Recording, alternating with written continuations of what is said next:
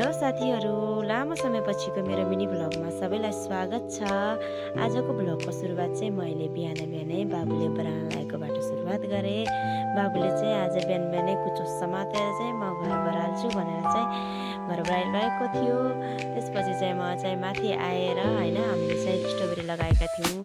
Strawberry कतिको फलेछ भन्दै हेर्न गएको चाहिँ हाम्रो चाहिँ लपक्कै फलेको रहेछ कि स्ट्रबेरी। अनि बाबु कहाँ गयो भनेर चाहिँ मैले खोज्न हिँडेको त बाबु चाहिँ यहाँ चाहिँ डुरमाथि बसेको रहेछ। बाजे नाति आएर चाहिँ यता गोठमा बस्नु भएको रहेछ कि है।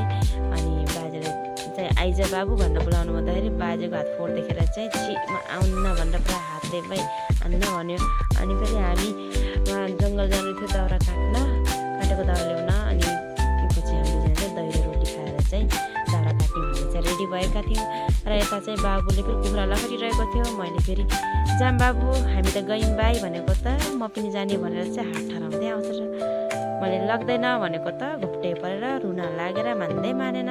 पछि बाजेले आइज जाम घुम्न गाउँतिर भन्ने बित्तिकै त जुरुक्क उठेर चाहिँ बाजेसित पो जान्छ र गाउँतिर। गाउँ भन्ने बित्तिकै मेरो छोरो चाहिँ हुरुक्कै हुन्छ क्या। गाउँ डुल्ने भनेदेखि त्यहाँ पछाडिको रोडदेखि पर रोडसम्म पुग्छ क्या त्यो डुल्ने भन्ने बित्तिकै।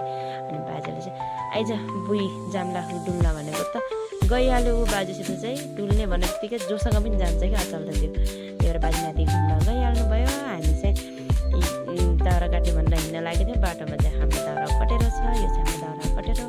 अनि फेरि जङ्गलमा चाहिँ अब त्यो दाउरा बाँध्ने चाहिँ अब लहरा खोज्दा चाहिँ झ्याउ हुन्छ भनेर चाहिँ हामीले चाहिँ घरैबाट लहरा बोकेर ल्याएका थियौँ।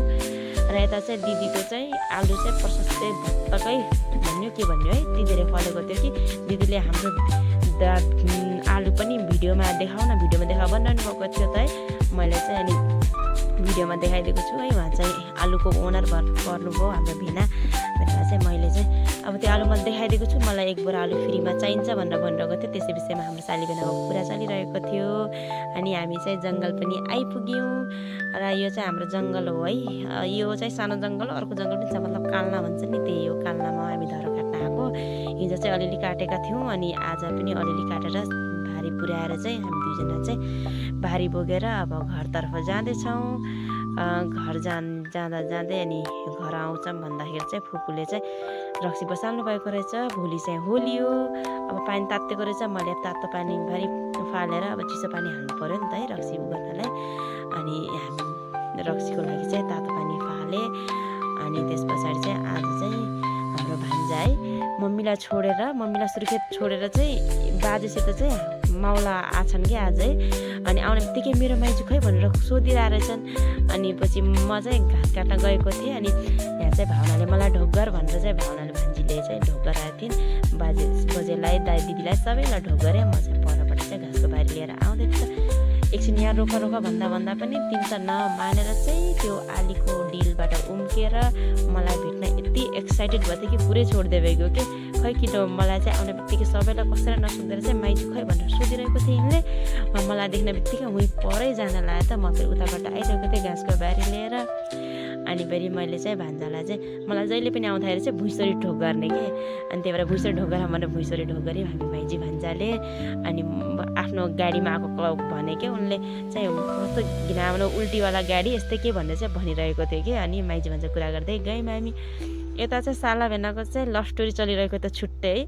अङ्गालो मार्ने उता बाख्रा देखाउने के गरिरहेको थियो कि उनले चाहिँ बाबुले सानो बाबुलाई। अनि साला भेना त्यही कुरा गरेर बसिरहेको थिएँ। यहाँ फेरि मामा भान्जा र बाउ छोराको छुट्टै माया चलिरहेको छ कि। मै खाँदै हिँड्दै गरिरहेका रहेछन्। धेरै समयपछि भेट भएर होला। म चाहिँ जान्छु सोमेको घर जान्छु भनेर चाहिँ आउने बित्तिकै चाहिँ तल दिदी घर जान्छु भनेर सोमे घर जान्छु भनेर सत्य दुई भाइ जान्ला थिएँ। अनि पछि फेरि फिर्ता भएर आएर चाहिँ मसँग कुरा गरेँ। मेरो भान्जाले चाहिँ धेरै कुरा गरे। के हो सोध्ने क्वेसन सोध्दै कुरा गर्दै गरिरहेको थिएँ कि मसित चाहिँ हामी माइजी भान्जा धेरै कुरा गऱ्यौँ। यति नै हो मेरो आजको भ्लग चाहिँ। हेरिदिएकोमा धन्यवाद। र